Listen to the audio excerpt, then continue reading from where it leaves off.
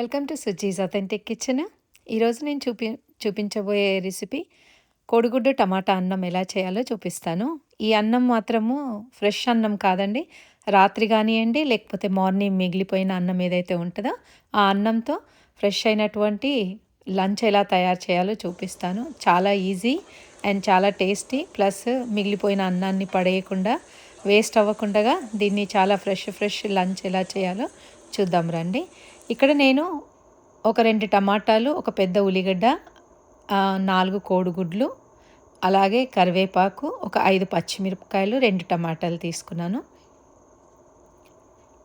అలాగే ఇప్పుడు 2 కప్పుల రైస్ ఇది పొద్దుట అన్నం అండి. ఇది పొద్దుట అన్నాన్ని ఇలా కొంచెం విడివిడిగా చేసుకోవాలి. ఒక బౌల్లోకి తీసుకొని పెట్టుకున్నాను. 2 బౌల్స్ రైస్ ఇది. ఇప్పుడు ఒక కడాయి కానివ్వండి, ప్యాన్ కానివ్వండి, దాంట్లోకి ఒక 4-5 టేబుల్ స్పూన్ల ఆయిల్ వేసుకోవాలి. ఎందుకంటే అన్నం మనం ఫ్రై చేస్తున్నాం కాబట్టి కొంచెం ఎక్కువే ఆయిల్ ఉండాలి. ఇప్పుడు ఒక టీ స్పూను మన ఆవాలు వేసుకోండి. ఆవాలు వేసుకొని ఆవాలు చిటపటలాడిన తర్వాత జీలకర్ర వేసుకోవాలి. దాన్ని కూడా కొంచెం మంచిగా దోరగా ఫ్రై కానివ్వండి. తర్వాత కరివేపాకు వేసుకోండి.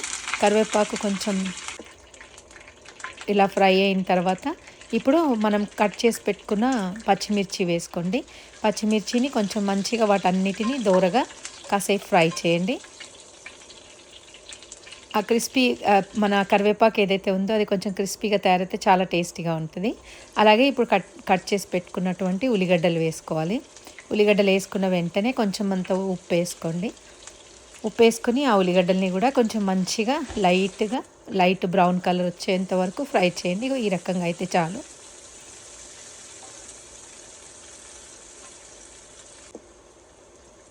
అలాగే ఇప్పుడు దాంట్లోకి ఒక 2 టేబుల్ స్పూన్ల అల్లం ఎల్లిగడ్డ పేస్ట్ వేసుకోండి. అల్లం ఎల్లిగడ్డ పేస్ట్ వేసుకున్న తర్వాత దాన్ని చక్కగా కొంచెం మన పచ్చి వాసన రా ఫ్లేవర్ పోయేంత వరకు దాన్ని కాసేపు ఫ్రై చేయండి.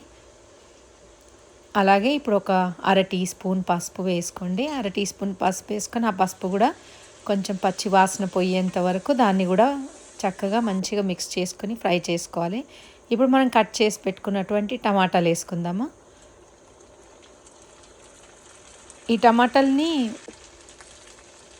అలాగే కొంచెం అంత ఒక టేబుల్ స్పూన్ కారం వేసుకోవాలి. నేను కారాన్ని ఎక్కువ వేయడం లేదు, ఎందుకంటే ఆల్రెడీ పచ్చిమిరపకాయలు వేసుకున్నాం కాబట్టి. అలాగే ఇప్పుడు 3 టీ స్పూన్ల ధనియాల పౌడర్ వేసుకోవాలి. ఇప్పుడు వాటన్నిటిని కూడా మీడియం లో ఫ్లేమ్లో చక్కగా దాన్ని ఫ్రై చేసి కొంచెం సేపు మిక్స్ చేసుకున్న తర్వాత ఇప్పుడు చూడండి, ఇప్పుడు దాన్ని కొంచెం లైట్గా సాఫ్ట్ అయిన తర్వాత సాల్ట్ వేసుకోవాలి. సాల్ట్ వేసుకుని ఇప్పుడు మూత పెట్టేసి దాన్ని లో ఫ్లేమ్లో కుక్ అవ్వనివ్వండి. ఈ రకంగా కొంచెము పేస్ట్ అంతా కూడా కొంచెం ఇలా ముషిగా తయారవ్వాలి. ఎక్కువ కుక్ చేస్తే దాంట్లోంచి వాటర్ రిలీజ్ అయ్యి పలసగా అయిపోతుంది. అందుకే కొంచెం ముషి అయితే చాలు, ఒక 2 నిమిషాలు. దాని తర్వాత ఇప్పుడు నేను దాంట్లోకి కోడిగుడ్లు వేసుకుంటున్నాను. 4 కోడిగుడ్లు అండి. ఈ 4 కోడిగుడ్లని ఫస్ట్ కొంచెం లైట్గా అట్లా మిక్స్ చేసి వదిలేసేయండి. వదిలేసి 1 నిమిషం పాటు దాన్ని సెట్ అవ్వనివ్వండి. కోడిగుడ్లని సెట్ అయిన తర్వాత అప్పుడు మళ్ళీ దాన్ని మిక్స్ చేయండి. ఇక ఈ రకంగా మిక్స్ చేస్తే కొంచెం విడివిడిగా అవుతాయి, బాగుంటుంది. ఉల్లిగడ్డలు, టమాటా ప్లస్ కోడిగుడ్లు చక్కగా మిక్స్ అయిపోయినాయి. ఇప్పుడు దాంట్లోకి మనము పెట్టుకున్నటువంటి రైస్ ఏదైతే ఉందో ఆ రైస్ని వేసుకోవాలి. రైస్ వేసుకొని దానిపైన అలాగే కొంచెం ఒక 2 టీ స్పూన్ల గరం మసాలా వేసుకోవాలి. ఎందుకంటే ముందు వేస్తే గరం మసాలా రైస్కి అంతా మిక్స్ అవ్వదు, అందుకే రైస్ వేసినప్పుడే నేను గరం మసాలా వేస్తాను. గరం మసాలా వేసుకొని లో ఫ్లేమ్లో పెట్టుకొని దాన్ని చక్కగా మొత్తం అంతా మన కోడిగుడ్ల మసాలా అంతా కూడా రైస్ని మంచిగా మిక్స్ అయ్యే రకంగా దాన్ని అలా మిక్స్ చేస్తూ ఉండండి. కంప్లీట్గా లో ఫ్లేమ్లో. చూడండి ఎంత చక్కగా మంచిగా తయారైపోతుంది రైస్.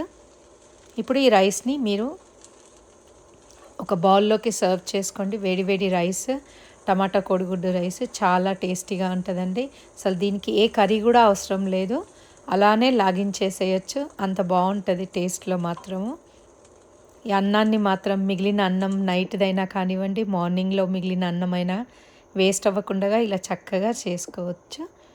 మీరు ట్రై చేయండి. నచ్చితే నా రెసిపీ లైక్ చేయండి, సబ్స్క్రైబ్ చేయండి.